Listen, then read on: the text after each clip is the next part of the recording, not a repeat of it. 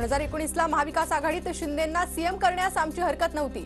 शिंदेंचं नाव आमच्यापुढे चर्चेत आलंच नाही. एका वृत्तपत्राला दिलेल्या मुलाखतीत शरद पवारांचं वक्तव्य.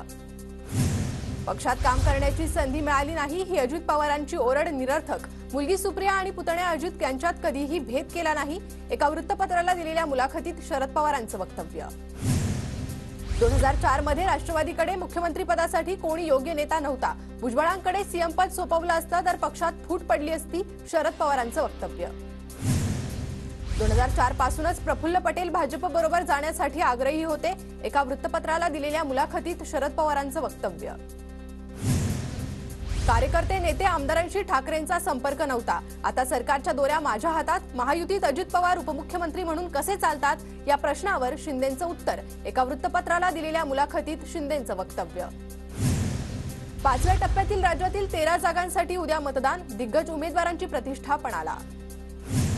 मुंबईतील 6 मतदारसंघांसह धुळे, नाशिक, पालघर आणि ठाणे, कल्याण तसेच भिवंडीतील उमेदवारांचं भवितव्य ठरणार. सर्वच मतदारसंघात चुरशीची लढत निश्चित. मुंबईत मतदाना दिवशी कोणताही अनुचित प्रकार घडू नये यासाठी कडक बंदोबस्त. 50,000 पोलिसांचा फौजफाटा तैनात असणार. मतदान प्रक्रियेसाठी मुंबई पोलीस सज्ज. ठाणे लोकसभा मतदारसंघामधील नवी मुंबई परिसरात 4,000पेक्षा अधिक फौजफाटा सज्ज. मतदारांना निर्भयपणे मतदान करण्याचं आवाहन.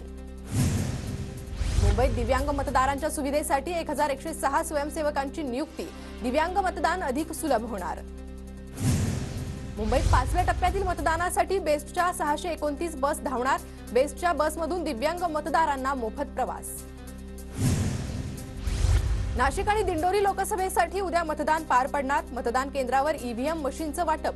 निवडणूक निर्णय अधिकारी मतदान केंद्रावर रवाना. पालघर लोकसभा मतदारसंघात उद्या 21,48,850 मतदार मतदानाचा हक्क बजावणार. लोकशाही बळकट करण्यासाठी मतदान करण्याचं जिल्हाधिकाऱ्यांचं आवाहन. धुळे लोकसभा निवडणुकीच्या पार्श्वभूमीवर प्रशासनाकडून तयारीला वेग. धुळ्यात उद्या 1,969 केंद्रांवर मतदान प्रक्रिया पार पडणार. उपमुख्यमंत्री अजित पवार आज बारामती मतदारसंघाच्या दौऱ्यावर. अजित पवारांकडून विविध विकास कामांची पाहणी. अरविंद केजरीवाल आज दिल्लीत भाजप मुख्यालयात आंदोलन करणार. माझ्या नेत्यांसह भाजप मुख्यालयात येतोय. कुणाला जेलमध्ये टाकायचं ते टाका. केजरीवालांचं मोदींना आव्हान. आम आदमी पार्टीनं आंदोलनासाठी पोलिसांची कोणतीही परवानगी घेतलेली नाही. आम आदमी पार्टीच्या कार्यकर्त्यांना कार्यालयाबाहेर जाऊ दिलं जाणार नाही.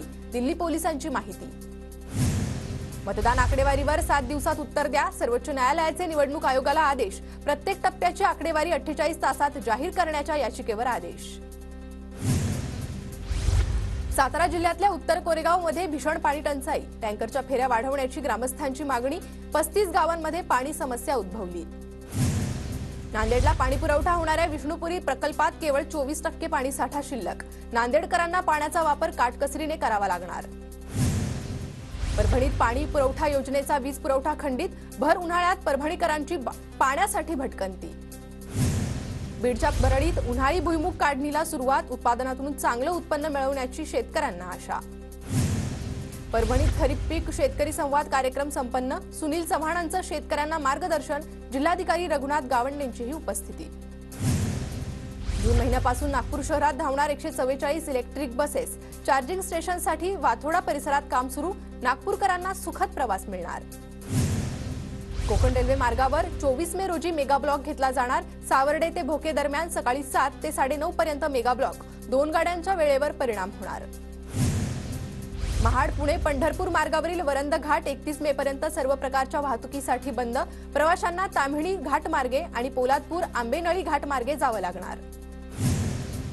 नांदेड ते हडपसर विशेष रेल्वे गाड्यांच्या 12 फेऱ्या मंजूर. उन्हाळ्याच्या सुट्टीमुळे प्रवाशांची गर्दी पाहता नांदेड दक्षिण मध्य रेल्वे विभागाचा निर्णय. सांगली, मिरज, कोल्हापूर, पुणे आणि सोलापूर रेल्वे स्थानक बॉम्बने उडवून देण्याची धमकी. संबंधित आरोपी पोलिसांच्या ताब्यात. रत्नागिरीच्या खेडमध्ये वीज मीटरनं छेडछाड करत जांभा खदान मालकाकडून 26 लाखांची वीज चोरी. जिल्ह्यातली सर्वात मोठी वीज चोरी खेडमध्ये उघड. साताऱ्यात कराडमध्ये बँकेच्या एटीएममध्ये चोरी करणारी टोळी जेरबंद. जिलेटिनसह 1,37,980 रुपयांचा मुद्देमाल हस्तगत. बुलढाण्याच्या संग्रामपूर, शेगाव आणि खामगाव परिसरात अवकाळी पावसाची हजेरी. वादळी वाऱ्यामुळे अनेक ठिकाणी झाडं उन्मळून पडली. रब्बी पिकांचंही नुकसान. मान्सून आज अंदमानात तर 31 मे रोजी केरळात धडकणार. यंदा 106% पाऊस होण्याचे संकेत. महाराष्ट्रात मान्सून 11 जून रोजी दाखल होण्याचा अंदाज. राज्यात मान्सूनपूर्व पावसाचा मुक्काम वाढणार. शुक्रवारपर्यंत विदर्भात जोरदार पावसाची शक्यता. हवामान विभागाचा अंदाज. मुंबईतील कमाल तापमानात 35.7 अंश सेल्सिअसवर. आर्द्रता वाढल्यानं उकाड्यात वाढ. बोरिवलीत आज 84% आर्द्रतेची नोंद. मुंबईत उद्या काही ठिकाणी तापमानाचा आकडा 38 अंश सेल्सिअस पर्यंत जाण्याची शक्यता. ठाण्यात 40 ते 41 अंश सेल्सिअस पर्यंत तापमान पोहोचण्याचा हवामान विभागाचा अंदाज. आज मध्य हार्बर रेल्वे मार्गांवर मेगा ब्लॉक. माटुंगा ते मुलुंड अप आणि डाऊन जलद मार्गावर ब्लॉक असणार. हार्बर रेल्वे मार्गावर कुर्ला ते वाशी दरम्यान मेगा ब्लॉक. ब्लॉकमुळे रेल्वे गाड्या 15 मिनिटं उशिराने धावणार. पश्चिम रेल्वेवर कोणताही ब्लॉक नाही. पसंतीच्या वाहन क्रमांकाच्या वितरणातून वडाळा आरटीओच्या तिजोरीत 30 लाख रुपये महसूल जमा. पसंतीच्या वाहन क्रमांकांसाठी वाहनधारकांची धडपड. नवी मुंबईमधील जुईनगर परिसरात फेरीवाल्याचा सुळसुळाट. फुटपाथवर फेरीवाल्याचा कब्जा. फुटपाथवरून जाणाऱ्या नागरिकांना त्रास. एकादशी निमित्त पंढरपुरात भाविकांची अलोट गर्दी. विठ्ठल रुक्मिणी मातेच्या दर्शनासाठी मोठ्या संख्येने भाविक पंढरीत दाखल. चंद्रभागा वाळवंट भाविकांना फुलले. पुण्याच्या भोरमधील भोलावडे गावात सरपंच केसरी बैलगाडा शर्यतीचं आयोजन. 160 बैलगाडा मालकांचा सहभाग. तर मावळमधील आई एकविरा बैल जोडीनं पटकावला प्रथम क्रमांक. पुण्यात एअरटॅग नसलेल्या बैलांना शर्यतीत भाग घेता येणार नाही. तर बैलांची खरेदी विक्रीही करता येणार नाही. 1 जून पासून बैलांना एअरटॅग बंधनकारक. जिल्हाधिकाऱ्यांचे आदेश. पुणे महापालिकेने एसटी महामंडळाला ठोठावला दंड. स्वारगेट परिसरात अनधिकृत होर्डिंग लावल्याप्रकरणी 1.5 लाखांचा दंड. लोकसभा निवडणुकांमुळे पीएमपीएमएल मालामाल. मतदान पेट्या मतदान केंद्रांपर्यंत पोहोचवण्यासाठी पीएमपीएमएलचा वापर. एका दिवसात 1,27,00,000 कमाई.